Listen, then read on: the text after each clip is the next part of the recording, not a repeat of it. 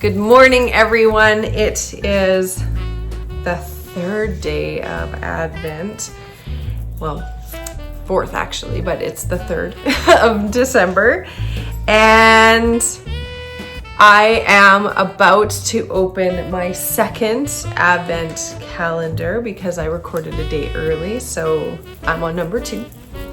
So you get to open that with me. I've already dropped the kids off at school with my sister. And yeah.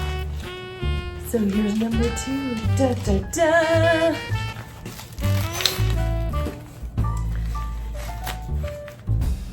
Vienna Mocha Chunk. It's one of these coffee cup things. I don't have one of these, so I'll just dump it into my hot water. Oh, look, it's Koi Goo! Koi Goo! Remember what I said yesterday? I was half right. It's so pretty. I'm really excited about this. This is really pretty. This is gonna be gooder. Okay, so for today I've got, I'll give you a run through my day and then we'll go and do it. I'm gonna tidy up my bedroom. That's the first thing I need to do, and I have a phone appointment with somebody later today for scheduling. And then I have some paperwork that I haven't done over the last couple days because of all of the issues with the face or the YouTubes.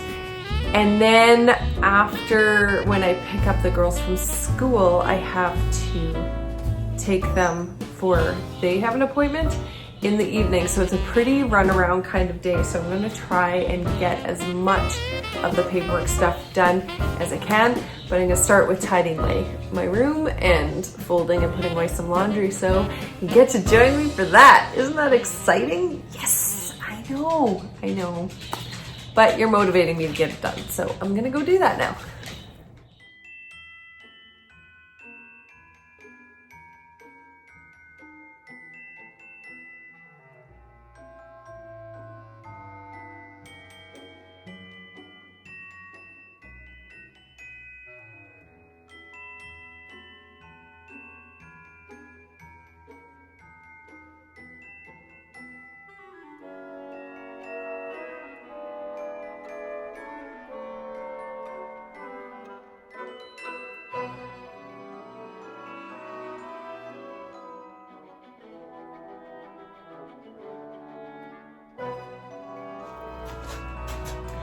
So this past summer I had surgery and I was bedridden for about 2 weeks. I wasn't allowed to go up and downstairs or pretty much do anything for myself. So before my surgery, I brought up knitting things and supplies. And this is what happened after and before my surgery, because I wanted to make sure things were really handy and I didn't have to do stairs. So things just kept migrating and migrating and migrating up here. And so I have a whole bunch of things that need to go downstairs. The rest of my room is clean, and I actually recorded this once before, but my vacuum is going and I didn't even realize it.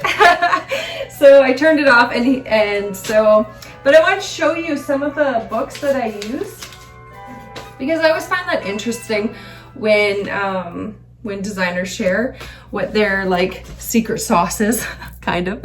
And so this is one of the resources that's really amazing. I have not designed anything with cables yet, and it's something that I would like to do. No, I don't think I have. I have designed things with cables. I just haven't released them. So, but this book is the Japanese Knitting Stitch Bible, and my sister got it for me one year, and it's got a lot of really cool stitches in it. Lots of lace and lots of diagrams. It's very, very helpful. I also have this book, which is amazing for anybody who is a serious knitter, because it has like the rules of knitting, but it also makes it so that you can like look at a pattern, and if it's not geared towards you or your size, you can fandangle it to make it fit you. And it just gives you like the rules of design. And when you have the rules of design, you can take something that's already created and make it yours. So this is a really, really good book, especially like it's got everything. It's a textbook essentially. So it'd be really good just to read through. And actually that's one of the things I was planning on doing when I was in bed, but instead I designed something. So I spent the entire 2 weeks knitting a project or two and getting that off the needles. So, which is with my tech editor right now to be graded, and you guys will see it soon. The next one, I haven't read into this one at all. It's called The Knitter's Book of Knowledge, and it's by Debbie Bliss. And this one is also, it's also a resource book, but it has like the color wheel. I'm assuming that it, and texture and that sort of thing. It has really great pictures to show you how to do stitches. But I'm assuming that a lot of what is in here is also in the principles of knitting, but I haven't really read through either of them a ton. I've spent more time in the other book, The Principles of Knitting. This one came in and I kind of just put it on my bookshelf to look over later, but I still haven't done that yet. But it's a beautiful book. And then the last one that I had on my bookshelf that I'm taking down to my office is Vogue Knitting, The Ultimate Quick Reference. Vogue Knitting. And so this one has, again, stitches, styles, increases, decreases, but it's a quick, like it's got terminology, it's got quick at a glance things, how to sew your knitting, how to do measurements, which I didn't even know was in here, so I'm pretty excited about that. And just how doing shawls and hats, increases, decreases. And it's just like more of an at a glance. So if you're looking for something specific, you can just go in here quickly and find it. And it's just a quick explanation versus these two have a more in-depth explanation of each thing, each step, yarn, that sort of thing. So it's really cool, but now I'm going to be taking all of this down to my knitting room. So that's where we're going next. So Scylla and I just went and we picked up one of my girls. She only has a half day every other day, so we have to go and get her, and got home. And now I'm going to finish taking all the rest of the things off of the bed and take them down to my knitting room. And then I will be getting to work on some knitting stuff.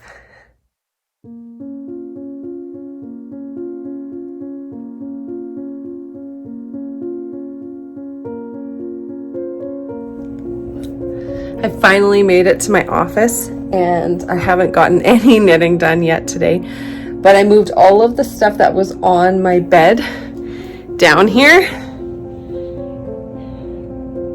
So I have quite a pile of things that I need to sort through and put away. I've got places for it, I just have to do it. And I'm really looking forward to doing that, but I won't be able to do it. Sorry for all the wiggling. I won't be able to do it today because I have yet to get into my computer, and I have some patterns, 2 patterns that I have edits for that I really have to get done today.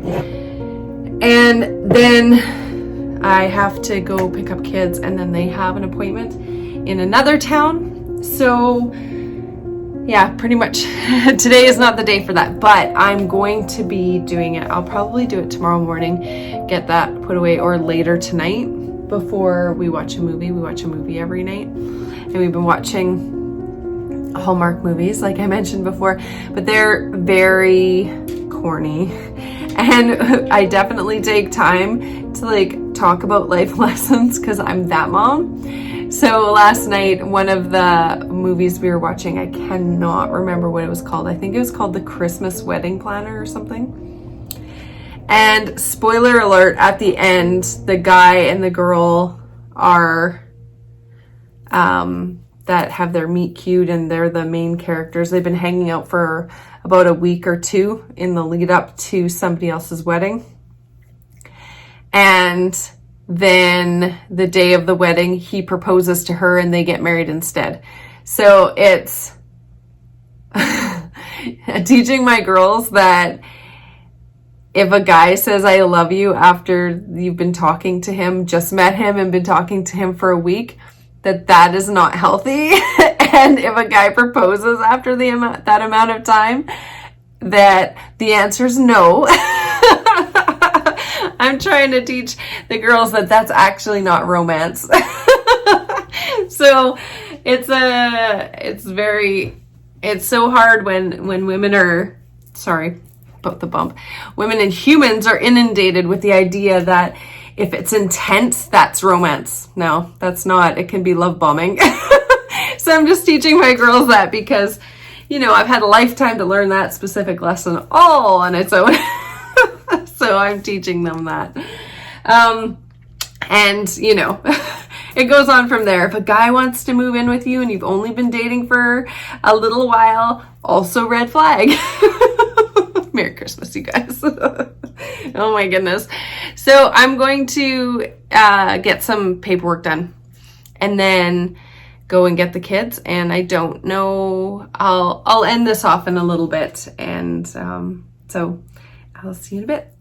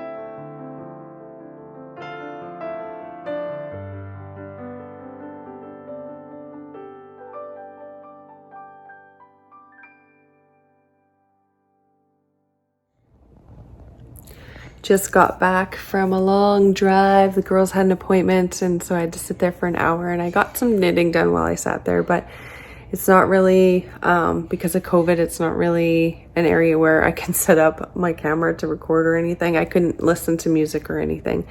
And I actually wasn't supposed to even be in the waiting area, but because they were pretty much closed, it was okay. But normally they're not allowing people to sit in there while people have their appointments.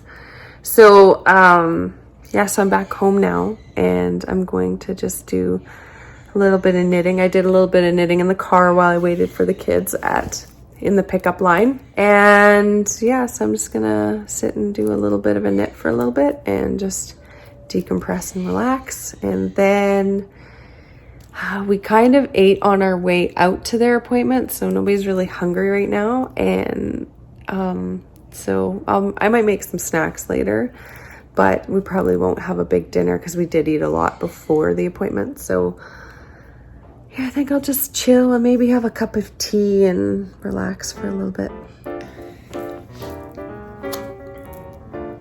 I'm just working on a couple of sleeves of a Skaha sweater, and the body's done, but now I have to get the sleeves done. And I'm using Drops Merino extra fine. I was going to say ultra fine, but it's extra fine. It's a really nice yarn to work with. It has a really nice, it's very plump yarn, and it's very, I feel like it's dense. It's a dense yarn. It's really nice to knit with, and I'm really enjoying it.